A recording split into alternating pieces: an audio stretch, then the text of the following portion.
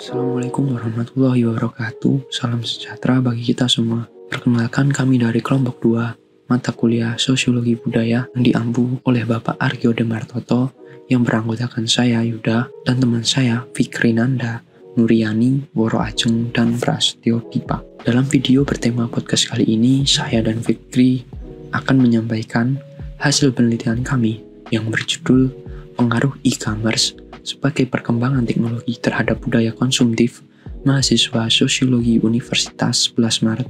Di zaman yang apa-apa serba teknologi seperti ini, pasti kita sudah tidak asing lagi dengan belanja online menggunakan e-commerce, terutama bagi kalangan mahasiswa yang bisa dikatakan dekat dengan teknologi. E-commerce sendiri juga beragam ya pilihannya. Contohnya seperti Shopee, Lazada, Tokopedia, Zalora, Bukalapak, dan masih banyak lagi.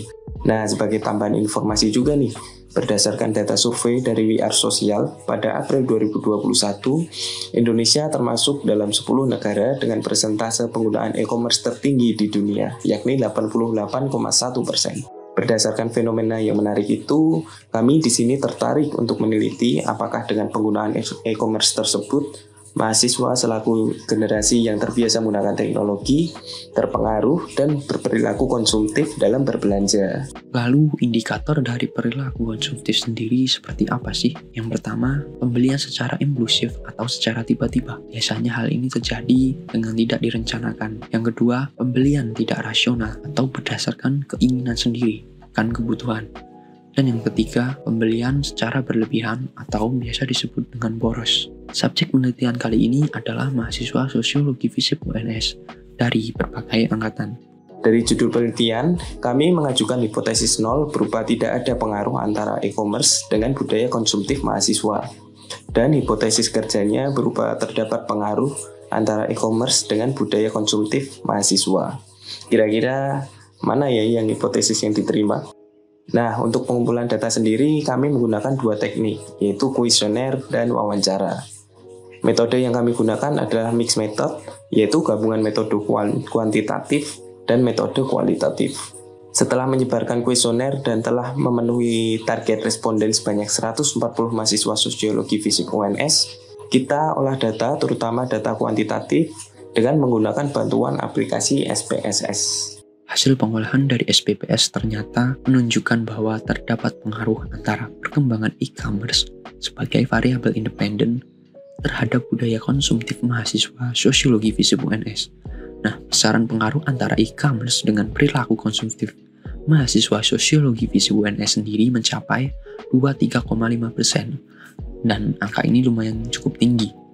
Nah, sedangkan dari hasil analisis kualitatif menunjukkan bahwa dengan kemajuan teknologi mengakibatkan perkembangan e-commerce kini sangat pesat, dan juga e-commerce sendiri dilengkapi dengan berbagai fitur lengkap sehingga menjadi ketertarikan bagi masyarakat, termasuk mahasiswa Sosiologi UNS dan mahasiswa yang lainnya.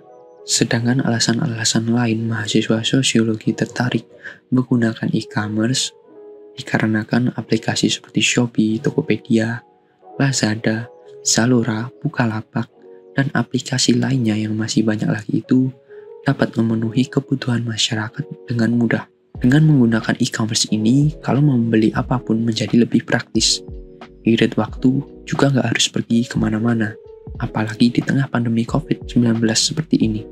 Kalau masalah harga, mahasiswa sosiologi sendiri menganggap bahwa harga barang mayoritas terjangkau loh. Dan kualitas juga nggak kalah bagus dari offline store. Untuk sistem pembayarannya sendiri juga banyak macamnya nih teman-teman. Ada OVO, lewat transfer bank, bayar di supermarket, dan juga bisa lewat COD.